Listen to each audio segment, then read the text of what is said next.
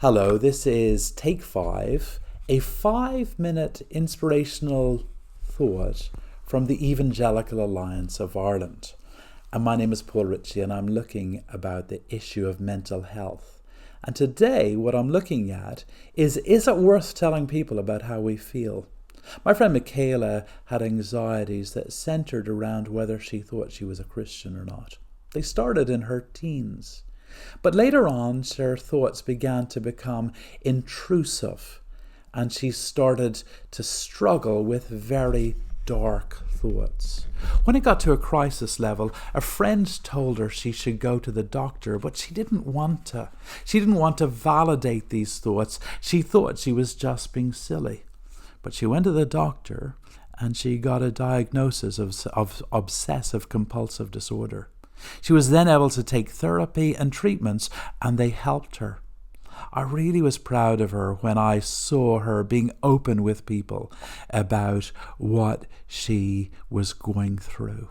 I really felt that would help other Christians to be open about their mental health too. But there are lots of stigmas around mental health. I remember one night we had a neurologist in our church talk about mental health issues, and two young lads at the back protested. They were from two different countries, and they said, in our countries, people just get over these things. We don't have mental health problems in our countries. It's a white man or Western illness, they thought. I've looked up the research on that, and that's just not true. I've talked to people from all sorts of backgrounds and all sorts of cultures who have struggled with their mental health. Although I will admit, from country to country and culture to culture, there are different stigmas, and it can be harder for people for some races to admit their mental health issues rather than others. But should I talk to a professional? Well, it's helpful to talk to a friend, but sometimes we need to talk to a professional. I talked to a counselor friend about this, and she told me that she always encourages people to go and talk to a medical professional because there can be a medical root behind our mental health issues. And sometimes these are made worse by our tendency to delay. I have found, for example, that people whose spouses, if one person in a marriage struggles with mental health, the attitude of their spouse can affect whether they feel comfortable going to the doctor or, when prescribed medication, to take it. But what about our witness? If you're a Christian, do you want to talk to someone about your weaknesses? Well, we're working through 2 Corinthians in church, and it's all about strength in weakness. I remember when I was going to counseling, I worried about sharing my dark thoughts. I even worried about sharing the struggles I had with sin. But I found that as I went to that counselor, who wasn't yet a Christian as far as I could see, I found myself comfortable to talk about everything. And the reason being was I wanted her to see that God is a God who accepts all sorts of broken people into his family.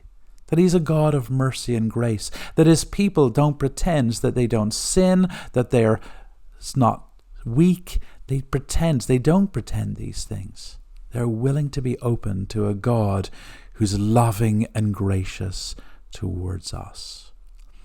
I know that it can be dangerous, or not dangerous, but difficult to tell people how you feel. I know that being open about mental health struggles can be hard. But I believe that we want to be known as we're known by God. I believe that we want to relate really to people, and I believe that as people share their struggles with mental health, they can be an encouragement to others.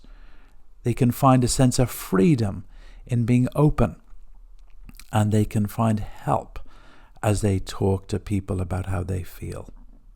I pray that you would feel safe to talk to medical health people, to find a pastor or Christian leader who understands these things, and to surround yourself by gracious and understanding and wise friends who know there should be no stigma about this compared to any other illness. This has been Evangelical Alliance's Take 5, a 5-minute devotion, and I hope that you will join me again tomorrow.